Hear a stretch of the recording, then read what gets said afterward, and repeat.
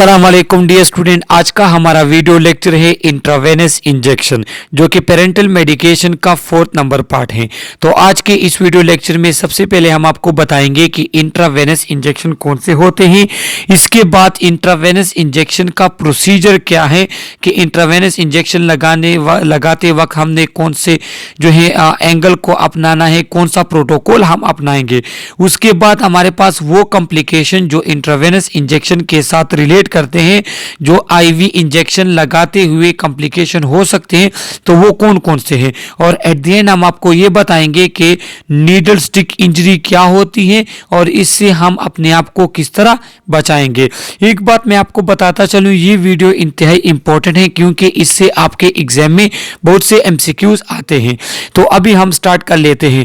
Intravenous injection. Intravenous injection वो injection होते हैं जिसमें हम क्या करते हैं, जिसमें मेडिसिन नीडल्स के थ्रू डायरेक्टली आपके वेन में इंटर होते हैं। वेन आपके बॉडी के डिफरेंट पार्ट का यूज हो सकता है, जो कि आने वाली स्लाइड में हम आपको पिक्चर के थ्रू दिखाएंगे। तो जब आप डायरेक्टली मेडिसिन को आईवी देते हैं, इंट्रावेनस में देते हैं, तो इसको कहते हैं intravenous injection. Intravenous injection are fast acting route because the drug goes directly into the bloodstream। और ये हमारे पास फास्ट एक्टिंग रूट है। फास्ट एक्टिंग रूट का मतलब क्या है, देखो जब आप आईवी इंजेक्शन में, इंट्रावेनस इंजेक्शन में जब आप मेडिसिन को डायरेक्टली ब्लड में इंटर कर लेते हैं, तो ये ब्लड स्ट्रीम के थ्रू अपनी रिक्वायर्ड जगह पे तेजी के साथ पहुंचता है और इसका एक्शन इंतहाई फास्ट होता है। Often use in emergency department and in critical care area. और ये हमारे पास इमरजेंसी डिपार्टमेंट में यूज होता है। क्यों कि अगर हमारे पास कोई पर्सन हाइपोवोलेमिक आ जाते हैं, उसका बीपी इंतहाई कम होता है, तो उस कंडीशन में आईवी फ्लूइड उसको दिया जाता है। क्यों? क्योंकि वो डायरेक्टली उसके बॉडी में फ्लूइड की कंसंट्रेशन को नॉर्मल तक लेकर आता है। इस तरह हमारे पास इमरजेंसी ड्रग जिसका एक्शन हमें रिक्वायर होता है कि वो with in second, with in minute अपना एक्शन जो है वो परफॉर्म कर ले, अपना एक्शन करे, तो उस तरह टाइप के मेडिसिन को हम डायरेक्टली इंट्रावेनस आईवी रूट के थ्रू देते हैं और फिर उनका एक्शन इंतहाई फास्ट होता है। क्योंकि इमरजेंसी डिपार्टमेंट में हमें मेडिसिन का एक्शन जो है वो कम टाइम में रिक्वायर्ड होता है ताकि पर्सन की जान बचे जाए, उसको जो है बड़े से बड़ा लॉस हमारे पास उसको हम कम कर ले। तो इस कंडीशन में हम ये रूट जो है वो यूज करते हैं। कॉमनली यूज जो हमारे पास होता है for fluid and electrolyte replacement. अगर किसी पर्सन से मिसाल के तौर पे ब्लड लॉस हो गया है या कोई जो है फ्लूइड लॉस हो गया है किसी भी तरीके से, तो उसके लिए भी हम इंट्रावेनस इंजेक्शन, ये इंट्रावेनस रूट यूज करते हैं। इसके बाद to provide necessary nutrition to the patient who is critically ill. और हमारे पास जो पेशेंट है वो क्रिटिकली इल होते हैं, जिसको न्यूट्रिशन की कमी होती है, तो फिर हम अगर वो ओरली कोई न्यूट्रिशन नहीं ले सकते, तो जो हमारे पास डेक्सट्रोज हो गया, जिस तरह हमारे पास नॉर्मल सलाइन वगैरह डिफरेंट विटामिन जो हमारे पास होते हैं, तो उसको हम आईवी रूट के थ्रू देते हैं। क्यों? आईवी रूट का हमारे पास जो एक्शन होता है वो इंतहाई फास्ट होता है। इसमें जो नीडल यूज होती है तो वो 1 से लेके 1.5 इंचेस उस नीडल की लेंथ होनी चाहिए और उसका गेज जो उसकी साइज है वो 16 से लेके 20 गेज तक हम इसमें नीडल यूज करते हैं। ये मैं आने वाली स्लाइड में आपको पिक्चर के थ्रू दिखा दूंगा। Intravenous injection are administer at an angle of 15 to 20। और इसका जो एंगल है वो 15 से लेके 20 डिग्री तक हमने क्या करना है, इस एंगल के थ्रू इंट्रावेनस इंजेक्शन लगाना है। लिहाजा आप एमसीक्यूज के लिए ये याद रख लें कि ये हमारे पास फास्ट एक्टिंग रूट है, आईवी जो रूट हो गया। इसके बाद हमारे पास फ्लूइड रिप्लेसमेंट या न्यूट्रिशन जो क्रिटिकल इल पेशेंट या इमरजेंसी कंडीशन में जो हम एडमिनिस्टर करते हैं, तो इसके लिए भी ये रूट यूज होता है। इसमें जो हमारे पास नीडल होगा उसकी लेंथ ये होगी, उसकी साइज और उसका एंगल। तो ये एमसीक्यू जो है आपके पास इस यूनिट से आ सकते हैं। इसके बाद डिफरेंट एडल्ट में डिफरेंट जगह पे वेन जिससे हम क्या करते हैं, जिससे हम इंट्रावेनस इंजेक्शन उसको देते हैं। इसमें हमारे पास बेसिलिक वेन आता है, median cubital when, dorsal when, median when, radial when के सेफेलिक वेन ये हमारे पास आ जाते हैं उसके आर्म में। फुट में इसमें हमारे पास दो वेन आते हैं, great saphenous when and dorsal plexus. तो ये हमारे पास कौन से यहाँ पिक्चर में आपको दिखा दूं, तो इस पिक्चर में आपको यहाँ पे दिखाया हुआ है कि ये हमारे पास सेफेलिक वेन हो गया, सही है। ये हमारे पास बेसिलिक वेन हो गया, यहाँ पे ब्रेकियल लोकेशन में यहाँ पे हमारे पास बेसिलिक वेन आ जाता है। यहाँ पे आप देख ले ये सेफेलिक वेन है, तो ये हैंड में इसको विद नेम यहाँ पे आपको मेंशन किए हुए हैं, तो इसको आप यहाँ से देख सकते हैं। इस तरीके से जो फुट में है तो उसमें कहाँ से, उसमें यहाँ पे आ जाते हैं। इस पिक्चर में आपको नजर आ रहा है ये ग्रेट सेफेनिक वेन यहाँ पे है, तो यहाँ पे भी आप वेन में दे सकते हो। यहाँ पे अब आपको नजर आ रहा है कि ये डॉर्सल वेन एक आर्क है यहाँ पे। तो आपके बॉडी में डिफरेंट पार्ट्स हैं जिसमें आपके पास वेन है, तो आप किसी भी वेन के थ्रू दे सकते हैं, लेकिन जो नॉर्मली हमारे पास यूज होते हैं तो यहाँ पे ब्रेकियल यहाँ पे वेन, और यहाँ पे आपके पास सेफेलिक वेन, और यहाँ पे जो है आपके हैंड में जो वेन होते हैं। तो नॉर्मली ये रूट हमारे पास आईवी इंजेक्शन देने के लिए यूज होते हैं। तो ये जो आपके पास ये रूट दिए हैं वेन के डिफरेंट टाइप्स ऑफ, तो इनमें आप किसी भी वे में दे सकते हैं। ये आप एमसीक्यूज के लिए याद रख लें। इसमें हम कह देंगे, इसमें हम एक्वेस सोल्यूशन देते हैं, hydro alcoholic solution, emulsion. Emulsion क्या है? इमल्जन हमारे पास जब आपके पास एक लिक्विड में कोई और लिक्विड मिक्स किया हो, लेकिन वो उसमें मुकम्मल तौर पे सॉल्व नहीं हुआ हो, वो उसके साथ 100% मिक्स नहीं हुआ हो, तो इसको कहते हैं इमल्जन। इसके बाद हमारे पास लाइपोसोम्स। तो लाइपोसोम्स हमारे पास कब यूज होते हैं? ये एक फेट्स नुमा बॉडी होती है जिसके अंदर आपके पास मेडिसिन होते हैं, तो ये लॉन्ग एक्टिंग के लिए हम लाइपोसोम जो है वो यूज करते हैं, और वो आईवी के थ्रू हम देते हैं। अब हमारे पास इंट्रावेनस इंजेक्शन का फुल प्रोसीजर क्या है कि जब आप आईवी इंजेक्शन लगाएंगे तो सबसे पहले आपने कहे 5 राइट आपको पता होना चाहिए। 5 राइट्स क्या है कि right patient, right drugs, right dose, right route और राइट टाइम। कि आपके पास जब आप आईवी इंजेक्शन लगाते हैं तो आपको पता होना चाहिए कि ये इंजेक्शन या एक आईवी मेडिसिन किसको देने हैं, किस टाइम पे देने हैं, इसका डोज क्या होगा, इसका राइट रूट क्या है, तो और इसका राइट पेशेंट क्या है। तो ये 5 राइट किसी भी मेडिकेशन से पहले आपको पता होना चाहिए। इसके बाद क्या करेंगे? इसके बाद आपके हैंड वॉश होने चाहिए, और वो तमाम इक्विपमेंट जो आप आईवी इंजेक्शन के दौरान यूज करेंगे, कि कार्टन आपके पास होगा, आपके पास सिरिंज होगी, उसके बाद जो है आपके पास स्टिकिंग वगैरह होनी चाहिए। तो जितने भी आपके इक्विपमेंट यूज होते हैं वो आपके पास होने चाहिए। इसके बाद एक्सप्लेन प्रोसीजर टू पेशेंट। आप जिस पेशेंट को आईवी मेडिकेशन देते हैं, आईवी ब्लड वगैरह लेते हैं, तो ये प्रोसीजर आपने उस पेशेंट से को एक्सप्लेन कराना है। जब आप पेशेंट को वो प्रोसीजर एक्सप्लेन करा देते हैं, इसके बाद आप उसके आर्म पे टॉर्निकेट बांध देते हैं। टॉर्निकेट क्या है? टॉर्निकेट की भी हमारी वीडियो है चैनल पे, जिसका लिंक मैंने डिस्क्रिप्शन में दिया है, तो वहीं से आप देख सकते हैं कि टॉर्निकेट क्या होता है, उसके यूजेस कौन से।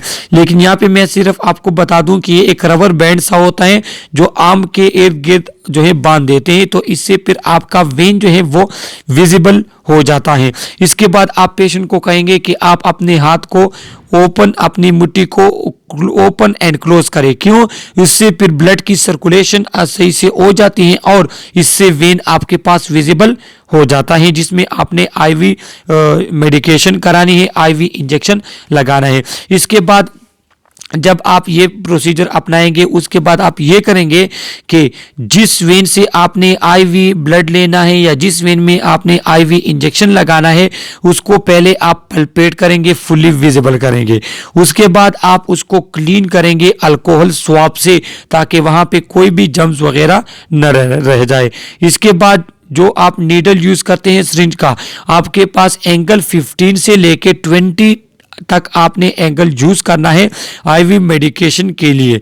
Puncture the vein and draw break. आप क्या करें, आप वेन को जब पंक्चर कर लेते हैं तो आप प्लंजर को पीछे ब्रेक करेंगे। क्यों? ताकि कंफर्म हो जाए कि ये हमारे पास वेन है। अगर आपके पास इंट्रावेनस मेडिकेशन वेन के अलावा कहीं और पे जाती है तो ये आपके पास फिर प्रॉब्लम क्रिएट करती है। तो वो कौन से प्रॉब्लम है वो फिर हम आगे स्लाइड में आपको बता देंगे कि जब आईवी मेडिकेशन वेन के अलावा किस सबक्यूटेनियस या कोई और पोर्शन में चली जाती है तो इससे फिर क्या नुकसान होते हैं, तो वो फिर मैं आपको आगे बता देता हूं।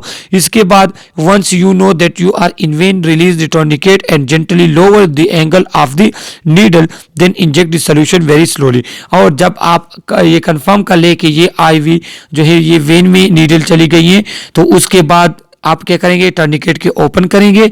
आप नीडल को जो सिरिंज है उसकी एंगल को जेंटली थोड़ा कम कर ले और स्लोली आप जो है वो मेडिसिन जो है वो इंजेक्ट करेंगे वेन में। Remove the needle stick quickly but gently at the same angle used for injection and apply pressure over area to prevent bleeding। और जब आप आईवी मेडिसिन दे देते हैं या कोई ब्लड ले लेते हैं उसके बाद जिस जगह पे आपने प्रिक किया है वहां से आप आराम के साथ लेकिन तेजी के साथ नीडल को ओपन करेंगे, क्योंकि ये जो है पेनफुल होता है। तो आप जो है इस प्रोसीजर को जितना आपके पास आराम के साथ लेकिन तेजी के साथ हो सकता है उतना अच्छा होगा। उसके बाद आप जो है वो नीडल निकाल के उस जगह पे को कॉटन से थोड़ा प्रेस करके पकड़ेंगे। क्यों? क्योंकि आपके पास ब्लीडिंग ना हो। ब्लीडिंग को प्रिवेंट करने के लिए आपने उस पर कॉटन रख के उसको प्रेस रखना होगा। उसके बाद chart the date and time of the administration of drug.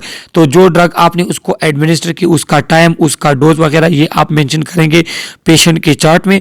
और उसके बाद जो इक्विपमेंट वगैरह आपने इसमें यूज़ किए थे उसको फिर आप क्या करेंगे, केयर के साथ वहाँ से लेकर जाएंगे। तो ये फुल प्रोसीजर है आईवी इंजेक्शन का। तो इसको आप अच्छे तरीके से याद रख लें, क्योंकि इससे आपके पास सिनेरियो आ सकती है कि आईवी इंजेक्शन लगा रहे हैं उसमें ये मेडिसिन ये और वो, तो उसमें क्या कहेगा कि इसमें एंगल कौन सा यूज करेंगे।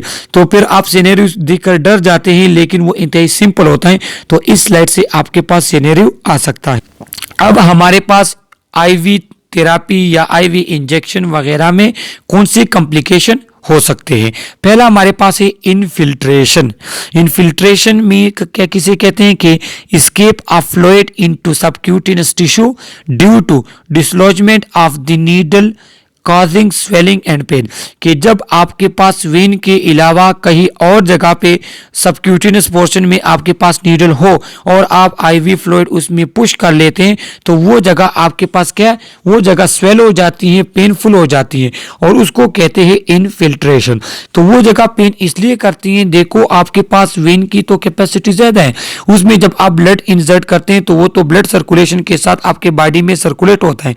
लेकिन जब आप सबक्यूटेनियस रीजन में जो है आईवी फ्लूइड इंसर्ट करेंगे तो सबसे पहले क्या करेगा, वहां पे आपके पास स्वेलिंग सी हो जाती है और वो स्वेलिंग नर्व एंडिंग को प्रेस कर लेती है, तो उस जगह पे आपको पेन महसूस होगा। दूसरी बात यह है कि अगर वो मेडिसिन वो अक्सर हमारे पास अगर इरिटेटिंग हो, जिस तरह कैंसर ड्रग हमारे पास होते हैं या कोई और एंटीबायोटिक हैं, तो वो उस जगह को क्या कर सकती है, उस जगह को खराब भी कर सकती हैं, उस जगह स्किन या टिश्यू आपके पास लॉस हो सकता है। तो इस बात का आपने केयर करना होगा कि आपके पास क्या हो, आपके पास आपने जो नीडल इंसर्ट किया है आप कंफर्म करेंगे कि वो हमारे पास वेन में है। इसके बाद सेकंड क्या है, सेकंड हमारे पास है फ्लेबाइटिस। फ्लेबाइटिस कहते हैं इन्फ्लेमेशन ऑफ वेन। जब भी आप ये टर्म देखेंगे आपको पता होना चाहिए कि फ्लेबाइटिस का मतलब इन्फ्लेमेशन ऑफ वेन। और ये क्या कैसे होते हैं कि this may result from mechanical trauma due to insertion too big a needle for small vein और leaving a device in place for a long time. क्या कि जब आप एक छोटे से वेन के लिए बड़ा सा नीडल यूज करते हैं तो कभी कभार वो क्या करते हैं, वो वेन को बाईपास कर लेता है, एक साइड से इंटर करते दूसरे साइड से इंटरनली वो निकल जाता है। या आपके पास कोई नीडल ज्यादा टाइम तक एक वेन में रहे तो फिर क्या होते हैं, उस वेन की आपके पास इन्फ्लेमेशन हो जाती है और इसको कहते हैं phlebitis. Chemical trauma result from irritation from solution or infusion too rapidly. This manifest as pain or burning sensation along the vein.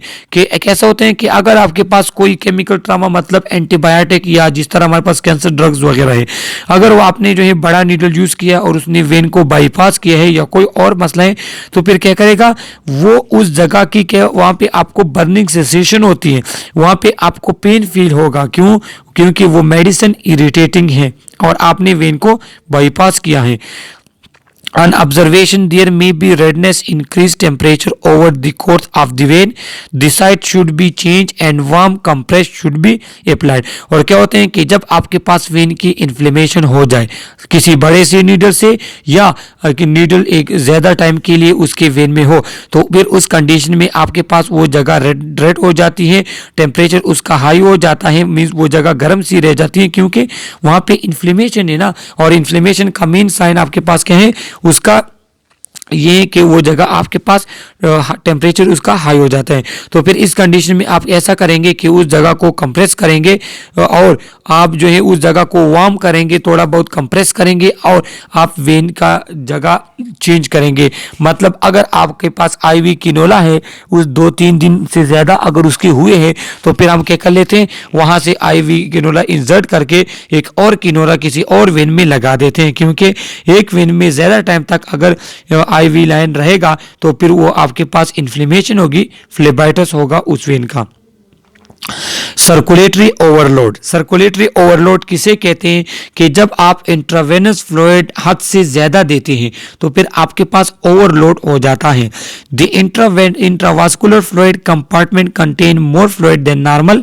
This occur when infusion is too rapid और एक्सेस वॉल्यूम इज कि अगर आपने IV infusion बहुत ज़्यादा तेज़ी के साथ लगाया है कि उस ब्लड को जो वेन जो है वेन्स को टाइम ही नहीं मिलता कि वो ब्लड को सर्कुलेट करे, उस फ्लूइड को क्या करे सर्कुलेट करे इजी अच्छे तरीके से, तो फिर क्या हो जाते हैं वहाँ पे फ्लूइड की एक्युमुलेशन हो जाती है पहली बात। या दूसरी बात कि जब अगर आपने ज़रूरत से ज़्यादा वॉल्यूम इन्फ्यूज़ किया है तो फिर आपके पास क्या हो जाते हैं ओवरलोड हो जाते हैं उस वेसल्स की।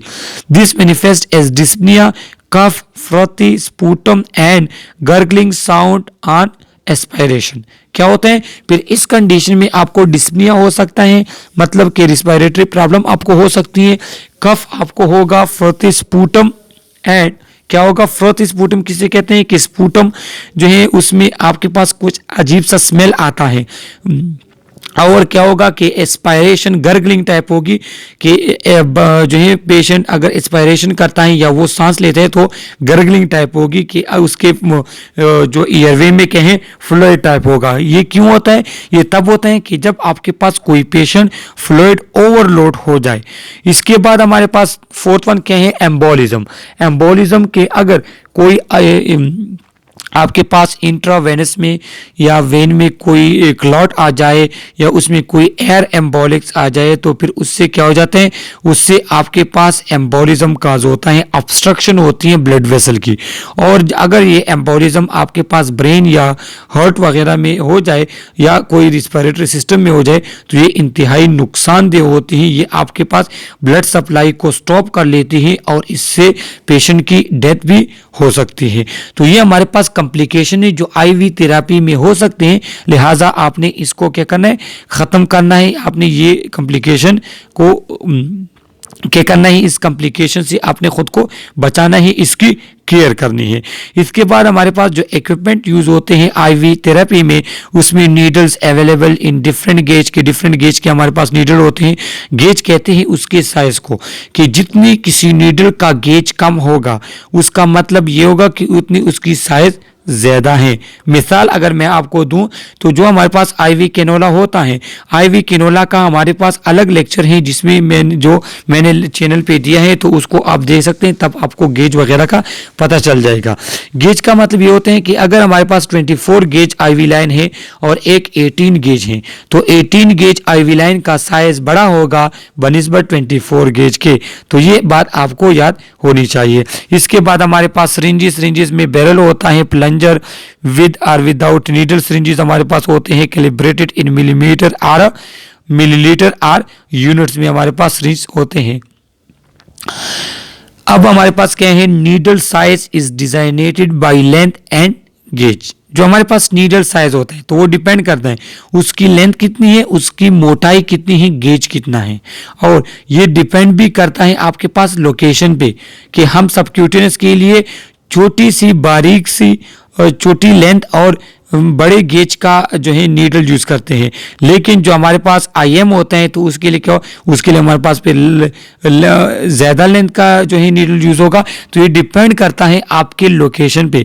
The length of needle is measured in inches from the junction of the hub and the shaft to the tip of the point. ये यहाँ पे मैं आपको दिखा दूं, ये पॉइंट देखो, ये कहलाता है इसका हब, कि वो जगह जिसने आपके नीडल को सिरिंज में स्टक किया होता है।